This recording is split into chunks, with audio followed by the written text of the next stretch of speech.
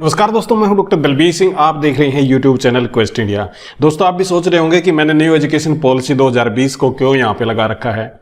Actual में 2020 के अंदर इसको डिस्कस तो हमने कर लिया था, काफ़ी बातें तो न्यू एजुकेशन पॉलिसी के बारे में कर ली थी और वो भी हमने देख लिया था कि क्या क्या इसके अंदर बदलाव आएंगे, क्या क्या इसके अंदर नया होगा। परंतु यहाँ पे जो इम्पोर्टेंट बात है वो मैं आपको डिस्कस करना चाहता हूँ, आपके साथ डिस्कस करना चाहता हूँ, और वो ये है कि कैबिनेट ने अब इसके ऊपर मोहर लगा दी है और गवर्नमेंट ने डिसीजन ले लिया है, यानी कि सेंट्रल गवर्नमेंट ने अब डिसीजन ले लिया है कि 20/3, यहाँ पे आप देखिए कि 20 मार्च 2022 को ये डिसीजन लिया है, कैबिनेट ने मोहर लगा दी है कि अब न्यू एजुकेशन पॉलिसी लागू हो जाएगी।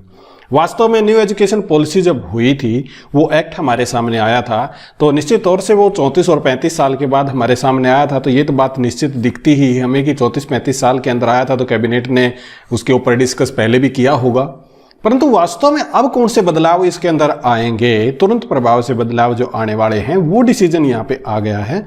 तो जरूरी बात यही है कि कैबिनेट का जो डिसीजन है वो अब ले लिया गया है, तो तुरंत प्रभाव से हमारे सामने कौन कौन सी चीजें आ जाएंगी। क्योंकि न्यू एजुकेशन पॉलिसी के बारे में तो हम जानते ही हैं कि 2020 में आई है, परंतु आपको यह भी पता होगा कि इसके अंदर थोड़ी सी फ्लेक्सिबिलिटी दी गई थी, और वो दी गई थी कि 2020 के अंदर ये एक्ट आ गया, यानी कि एजुकेशन पॉलिसी आ गई, 2030 तक इसको लागू होना था। और अभी जो चल रहा है वो हमारे सामने है 2022। तो सरकार क्या इसके अंदर जल्दी कर रही है?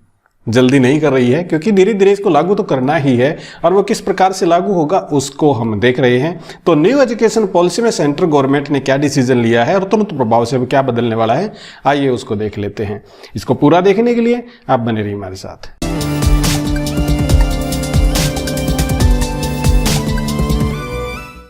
अब यहाँ पे आ गए हैं हम पहले पेज के ऊपर, और ये पहले पेज में क्या है कि हाईलाइट क्या है कि कैबिनेट डिसीजन ने जो 20 मार्च 2022 को ये प्रस्ताव हमारे सामने लेके आए हैं। तो पहली बात तो ये हमारे सामने है कि 34 साल के बाद कोई ऐसी एजुकेशन पॉलिसी हमारे सामने आई है, ये सब आप भी जानते हैं। ये 1986 के अंदर इससे पहले एजुकेशन पॉलिसी आई थी, और उससे पहले 1968 के अंदर आई थी। तो ये जब आपका कोई भी क्वेश्चन आएगा ना एजुकेशन पॉलिसी के बारे में, यदि कॉम्पिटिटिव टेस्ट की आप बात करेंगे, MCQs की आप बात करेंगे, तो ये क्वेश्चन भी आपके सामने आ सकता है कि एजुकेशन पॉलिसी कब कब आई है। तो 1968 में एजुकेशन पॉलिसी आई थी, 1986 में आई, और अब आई है जाके 2020 में। ये 2022 तो इसलिए मेंशन कर रखा कि क्योंकि कैबिनेट ने इंप्लीमेंट करने का डिसीजन यहाँ पे ले लिया है। अब आगे देखिए कि अंडर द एजुकेशन पॉलिसी, इस एजुकेशन पॉलिसी के अंदर एक यूनिफॉर्मिटी होगी, और वो यूनिफॉर्मिटी किस में होगी कि चाहे गवर्नमेंट की यूनिवर्सिटीज हो या कॉलेज हो, चाहे प्राइवेट हो, चाहे डीम्ड हो, उन सब के अंदर एक यूनिफॉर्मिटी होगी, सबके अंदर सेम तरह के रूल रेगुलेशन लागू होंगे। ऐसा नहीं है कि गवर्नमेंट वालों को प्रेफर किया जाएगा, प्राइवेट वालों को और डीम्ड वालों को पीछे छोड़ दिया जाएगा, ऐसा बिल्कुल भी नहीं होगा। तो सिंपल सी बात क्या है कि एक यूनिफॉर्मिटी आई है सभी एजुकेशनल इंस्टीट्यूट के अंदर, चाहे वो गवर्नमेंट, प्राइवेट और डीम्ड हो। इसी के साथ में एक और चीज इस्टेब्लिश की गई है। पहली बात तो वर्चुअल लैब के बारे में कही गई है कि वर्चुअल लैब सेटअप अब की जाएंगी, मतलब कैबिनेट का डिसीजन है तो तुरंत प्रभाव से लागू हो जाएंगी।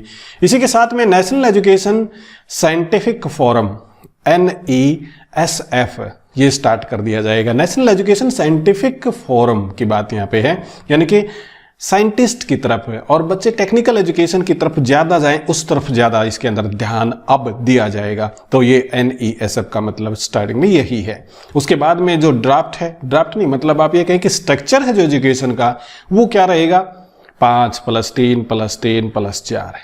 अब ये 5+3+3+4 बहुत बार हमने सुना है, परंतु क्या आपको इसके डिटेल के बारे में इसको पता है?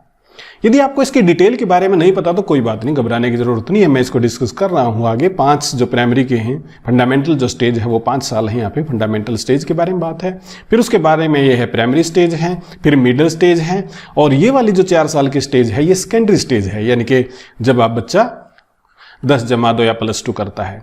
तो आइए पहले स्ट्रक्चर को समझ लेते हैं, इस फार्मूला को समझ लेते हैं। तो सबसे पहले हमारे सामने है ये 5 ईयर का, और 5 साल ये है फंडामेंटल पॉलिसी की। इसके अंदर नर्सरी की एज, यहाँ पे एज भी बता रखी है, नर्सरी की एज होगी 4 साल, जूनियर केजी की एज होगी यहाँ पे 5 साल, सीनियर केजी की 6 साल, और फर्स्ट स्टैंडर्ड में 7 साल का बच्चा आएगा, सेकंड स्टैंडर्ड के अंदर 8 साल का बच्चा आएगा। और इस पूरे प्रोसेस को, ये वाला जो एरिया है, इसको क्या कहा जाएगा, फंडामेंटल स्टेज है। फंडामेंटल स्टेज ही होगी, क्योंकि फंडामेंटल तौर पे बच्चे को यहाँ पे तैयार किया जाएगा।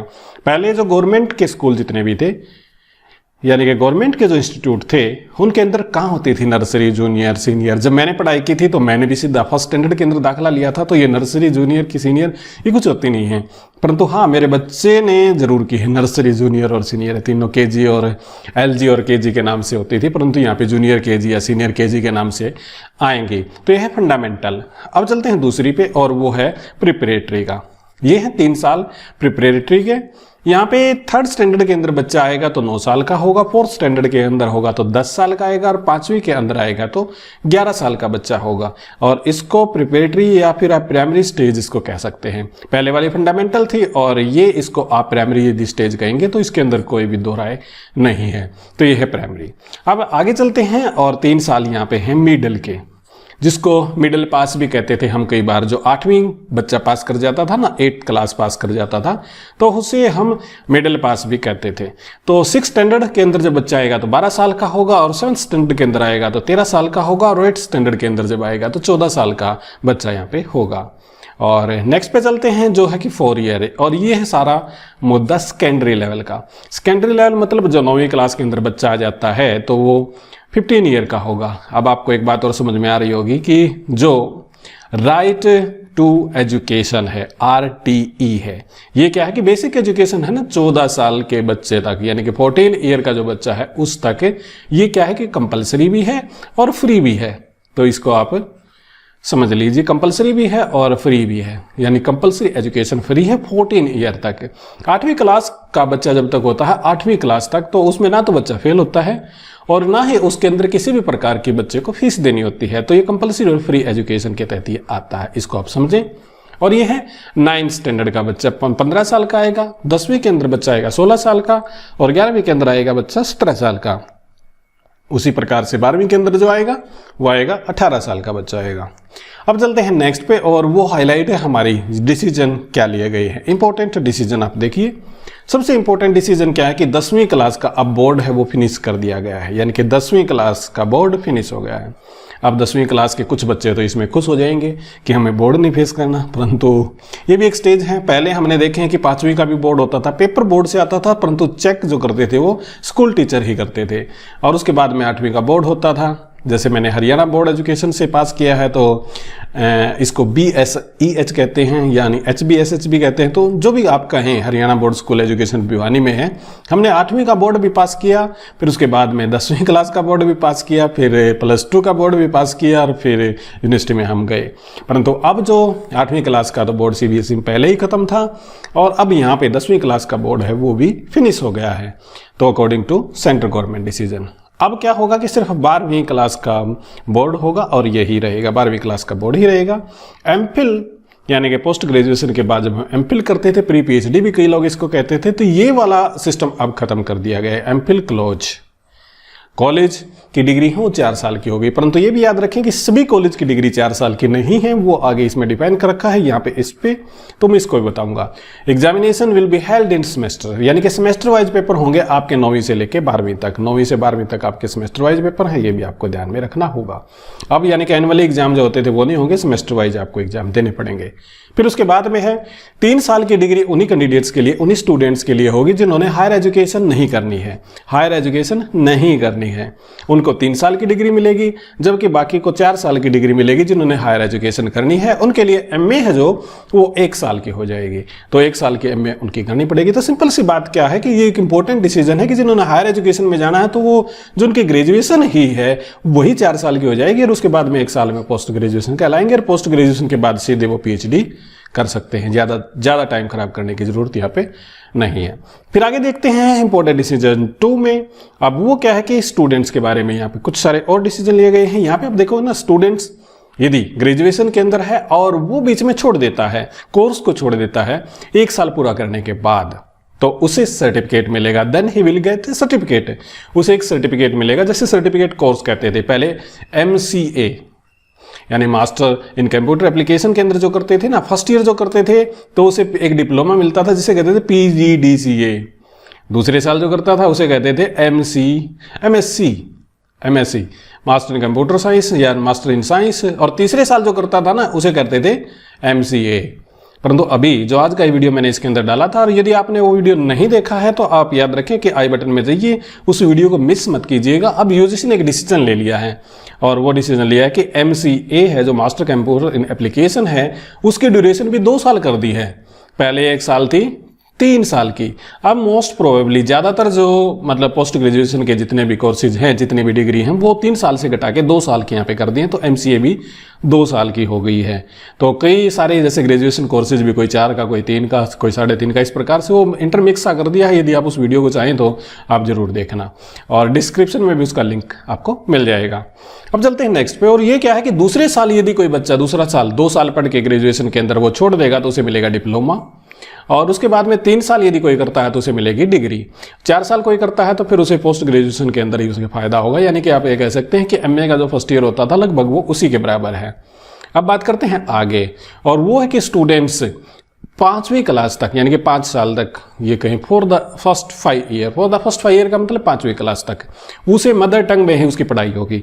मदर टंग का मतलब ये है कि जैसे मैं पंजाब के अंदर रहने वाला हूँ तो पंजाबी, यदि मैं केरला के अंदर रहने वाला हूं तो मलयालम, यदि मैं कर्नाटक के अंदर रहने वाला हूं तो कन्नड़ मदर टंग होगी। परंतु जो स्टूडेंट्स मतलब अदर मीडियम में भी पढ़ाई करना चाहता है, जैसे इंग्लिश मीडियम में पढ़ाई करना चाहता है, तो वो इंग्लिश मीडियम में कर सकता है।